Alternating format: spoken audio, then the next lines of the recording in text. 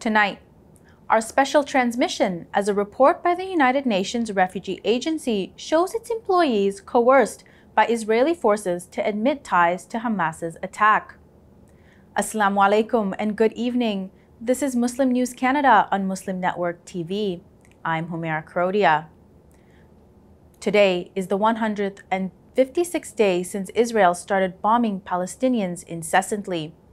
As Ramadan commences, Gaza faces dire conditions under Israeli siege and bombardment. In the last 24 hours, 85 Palestinians have been killed by Israeli attacks in different areas in Gaza. 130 have been injured. Israeli forces have intensified attacks, destroying residential areas and infrastructure in Khan Yunis.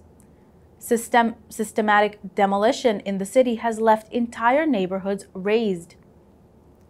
Palestinian news agency reports a devastating airstrike has killed 16 people, predominantly women and children. An attack on a residential home has killed all members of the same family. Israel continues to block humanitarian aid, pushing northern Gaza towards famine. 1 in 6 children in Gaza are suffering from malnutrition. 2 more children have died from starvation at Kamal Adwan Hospital.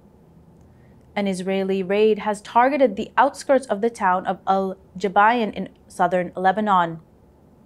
Hezbollah, on the other hand, has targeted the northern Israeli military outpost in Jal al-Alam. The death toll from Israel's war on Palestine is staggering. At the time of writing, 31,045 Palestinians have been killed by Israeli attacks. Another 8,000 are presumed dead under the rubble. 27 Palestinians have died due to malnutrition. 72,654 have been injured. Israel's revised death toll stands at 1,139.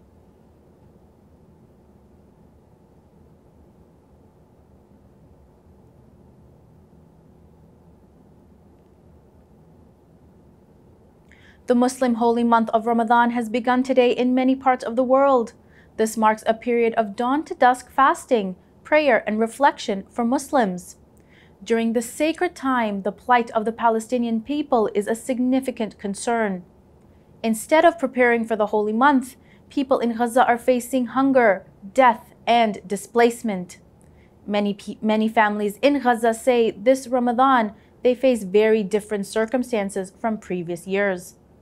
They mourn the loss of traditional and religious landmarks like mosques in Gaza. They are struggling to find food for their families.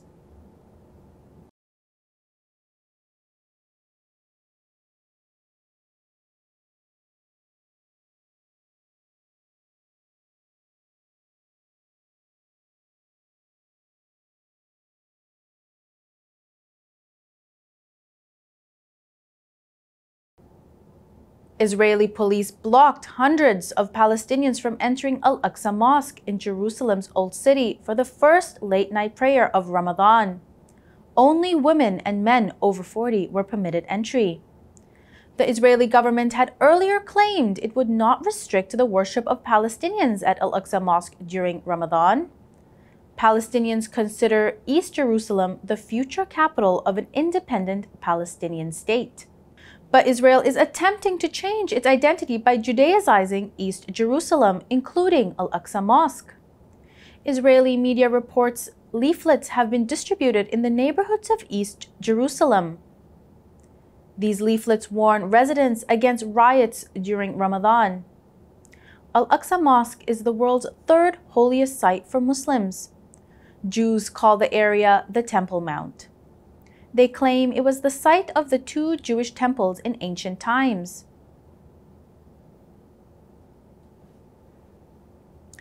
The U.S. Central Command has dispatched a ship to construct a temporary port off Gaza's coast. The ship departed from Joint Base Langley Eustis on Saturday. The news comes after President Biden's recent announcement of humanitarian aid to Gaza via sea.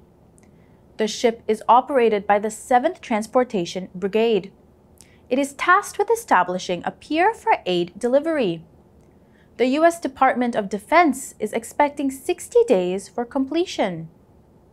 A report by the United Nations Agency for Palestinian Refugees say Israel has pressured some of its employees to falsely admit ties to Hamas. Released detainees from Israeli custody say they have been coerced into saying that the agency was involved in the October 7th attacks. These allegations have led to the dismissal of 12 UN staff members. Several media outlets say the agency's internal report shows mistreatment against its employees during detention. The document highlights severe abuses such as beatings and waterboarding. It says Israeli authorities have used physical abuse and threats against family members to force confessions. The agency's communications director plans to share the report with human rights agencies for investigation. The agency has, however, declined to provide transcripts of interviews detailing coerced confessions. In related news, Canada and Sweden have reinstated funding for the UN Relief and Works Agency for Palestinian refugees. 16 countries, including Canada, had put a pause on funding after Israel alleged that the agency's staff had helped Hamas attack Israel on October 7th. Sweden has pledged 200 million kroner. Canada will provide $25 million in April.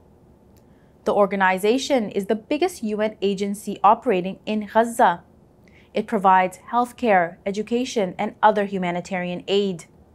It has nearly 13,000 employees. Scotland's First Minister Humza Yousaf condemns the accusations of conflict of interest over allocating aid to Gaza. Yousaf has allocated 250,000 euros to the besieged enclave. He is calling these claims an outrageous smear and a far-right conspiracy. Yousaf authorized funding in response to the UN Refugee Agency's emergency appeal. Reports say by funding the UN Refugee Agency, Humza has breached the ministerial code and familial conflict of interest.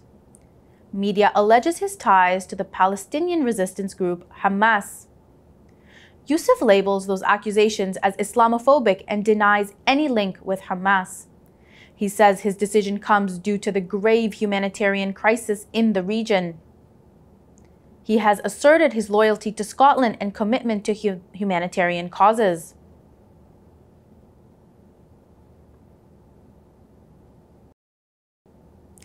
An activist has defaced a 20th century portrait of Lord Balfour at Trinity College in the United Kingdom. The action comes after revelations that Trinity College has invested in millions in companies supporting Israel's actions in Gaza. These include firms like Albight Systems, Caterpillars, and other. The college faces legal threats over complicity in the potential war crimes. A viral video captures the moment when an activist from Palestine Actions defaces the portrait. Trinity's master condemns the act and has pledged cooperation with authorities. Conservative Member of Parliament Robert Jenrick says the activist should face a prison sentence.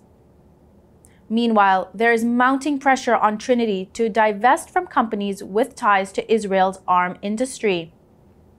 Palestine Action says it will continue its campaign until British complicity in Israel's war on Palestine ends. Thank you for watching. On behalf of Muslim Network TV, I wish all our viewers a blessed Ramadan. Our news is produced by Muslim Network TV, which is a not-for-profit organization. We need your support for donations. Please scan the QR code on our broadcast or visit muslimnetwork.tv to donate now, so we can continue to amplify the voices of Muslims in Canada and abroad.